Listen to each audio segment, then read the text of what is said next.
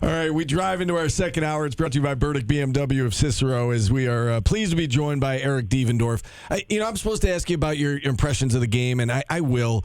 I got to start with free throw shooting, Eric. How is it possible?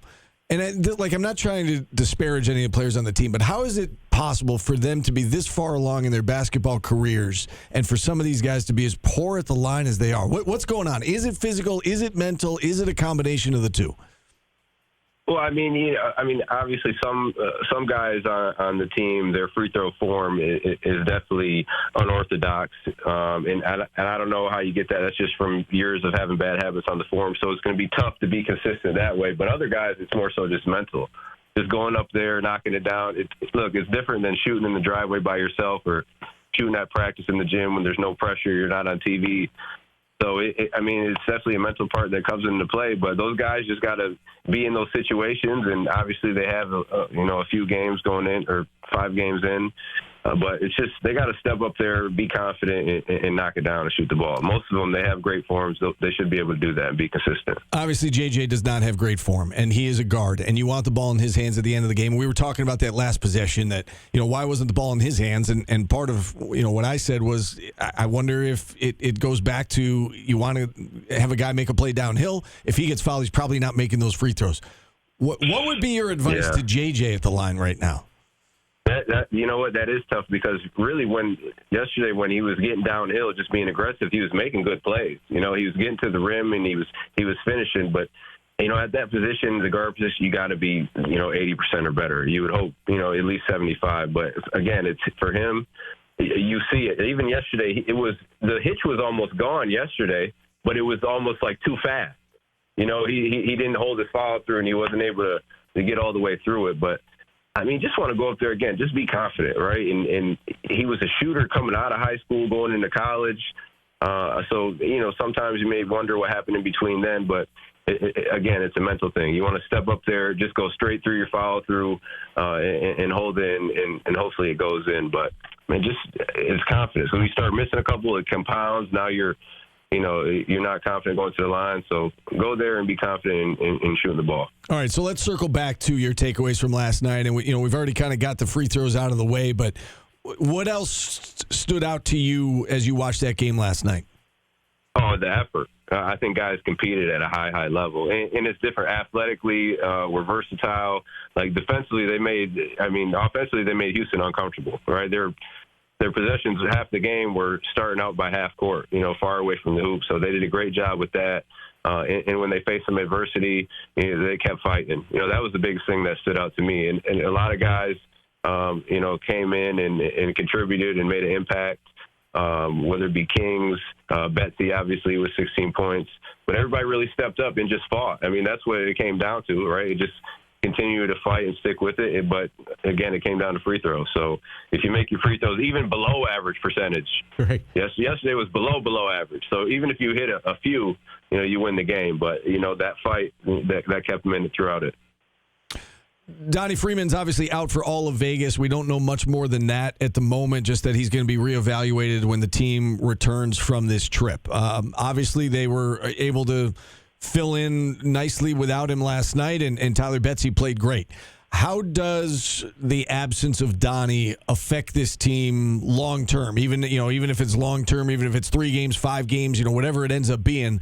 Red said last night it's not season ending, but there's a big difference between the end of the season and where they are now. So let's say they miss him for a few weeks. How do things change with this team, and do they not change at all? Well, first off, obviously scoring are all those guys going to step up every single game and be consistent like that? Donnie's averaging 18 points a game. So, and then who's the guy? And this is what I was really wondering: who's the guy they're going to give the ball to when they really need something? Yesterday everybody kind of got in, but they need a guy where they can give the ball, end the shot clock, end the game situation where they can just go and get a bucket. And I don't really see that guy right now. And it could have been Donnie. You wanted maybe to be from the guard spot, but I just think guys have to be able to step up consistently if he's out the game or if he's not playing. And then defensively, guys got to be able to get on the boards. You rebound the basketball. He's probably going to be an 8-9 rebound guy a game. So you lose 18 and 9 rebounds. You got to get that from a little bit of everywhere on the team. So, but who's the guy you're going to give to at the end of the shot clock, end of the game, who's going to go get you a bucket? Isn't that JJ? You would hope so. I mean, he's the best driver on the team. But again, when you get at the end of the game, he has to make free throws. So you're just, I don't know. It's a tough situation for Red to have one of your best drivers at the guard position not be able to knock down free throws. So he has to be able to knock them down because he would be the guy that you give the ball to and tell him go ahead and make a play. So along those lines, let's go to that final play of regulation. You said who's the guy on the team that has the ball in crunch time. It was Nate George. We were talking earlier in the show about how we felt like he went a little bit too late. Really didn't start anything until about 3 or 4 seconds on the clock. But take us through that final possession and how they, are you fine with what they attempted to do? And I guess moving forward, how would you like to see them handle it differently? Well, you just said it. They went too late. He should have went probably at 7. And just if you're not going to go off and attack.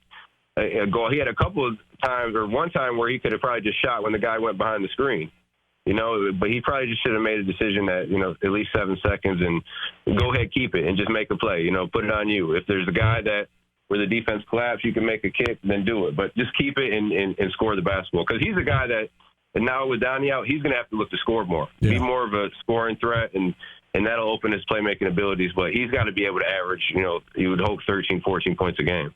One thing that I think I learned last night is that, William Kyle's the real deal. I thought he was, but there's all this question about, well, he's only 6'9", and what happens when they go up against better competition and better big guys. I mean, he went up against a really good big guy last night, and he was awesome. Yeah. What are your thoughts on William Kyle III? So he's just going to do what he wants, his role is, right? He's not trying to do anything outside of himself, and everybody that he plays against, he's probably going to be as athletic or more athletic than them. So he already has that advantage, and then he just has a high motor. Like, the dude is super active, and now he's starting to learn reads, like coming off the handoff when he was overplaying so he could just turn the corner. So he's just staying within his wheelhouse and being really, really good at what he does, and then he just has a high motor. Yeah, he's one of my favorite guys on the team just because his effort and energy is always consistent. Eric, there's talk in our chat right now about Cayenne Anthony, and he was great at the start of the season. Monmouth and Houston, both physical teams, he struggled to get his shot. What have you made of him so far? I mean, he's a super skilled player, right? He's got to get stronger. You saw yesterday when Houston was bumping him off the straight line to the rim. So he has to get stronger. He has to gain some weight and be able to play through the physicality, because that's what it's going to be against these type of teams. And then going into ACC play, they're going to make it tough for him. These last two teams, Monmouth and Houston, they were blitzing the pick and roll every time he came off the pick and roll. So he's going to have to make a quick decision out of that, or just try to turn the corner. But I mean, he can score at all 3 levels. He didn't play great yesterday, but you saw glimpses. Even in that fast break when he was cherry picking a little bit, just how he used his body to fend off that defender. Like, he's a mature freshman, and I think he'll have games where you're like, man, he's unbelievable, and then he'll have games where he has to work on stuff. But he's a really good player. We've been talking, it feels like for weeks, maybe even months, as we looked at the schedule, that when Syracuse goes to Vegas, they got to win at least one. Now that Donnie's hurt, does that change it at all? Or based on the performance last night, do you feel even more so that they have to win at least one while they're out here in Vegas if they want to go to the tournament? I mean, I just think if they compete like that every single night, how they did against Houston, they're going to be in the game with anyone in the country. It doesn't matter, because Houston is a really good team. They're not great offensively, so I think in some ways it could have been a better matchup for Cuse, because it's not like they have an outstanding offense, Houston, but Cuse's defense is really, really good, and they got to shore some stuff up like in the half court and execute a little bit better and whatnot. But if they compete like they did, they're going to be able to play with anyone, man. So I think they'll have a big chance to win today versus Kansas, honestly. If they can compete like that, they'll put themselves in any game. But I said earlier, you want to win 2.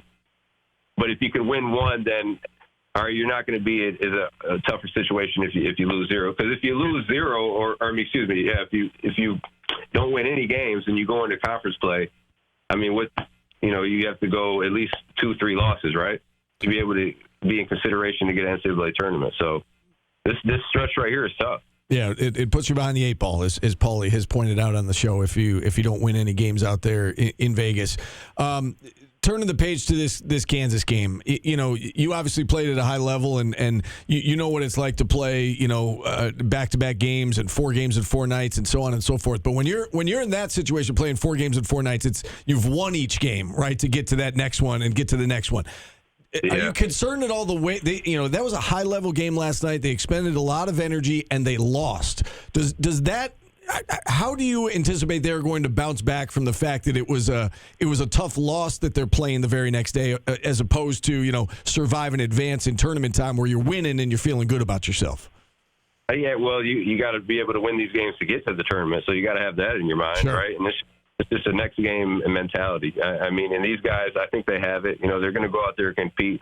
Monmouth, you were kind of questioning stuff in the effort and maybe, earlier in the season a little bit. But for the most part, these guys have been pretty consistent with their energy and effort and competing at a high level. So I don't think they're going to have a problem with that. And I think Red, he's going to tell them, he's going to make sure, put this one in the back of our mind and, get ready for this next one and try to build off that. Eric, I know this is a big time of year for you. Tell everybody what you got going on, and how they can help. Yeah, so we just this past weekend, we just had our 8th annual turkey drive at the Boys and Girls Club of Central Village. We handed out about 700 turkey dinners. Man, that's amazing. Over the weekend. And it was crazy because we were supposed to start 12 to 2 and then go until 2. We had a line there starting at like 9:30, probably around the block of I don't know, it was 500 people already, 100 waiting in line. So we had to start a little bit early. And then once we started, they were gone in 45 minutes. So we didn't I think we were done by 1 o'clock.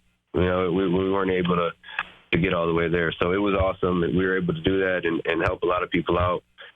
So we don't have anything going on right now going forward. We might do our hat, gloves, scarves giveaway.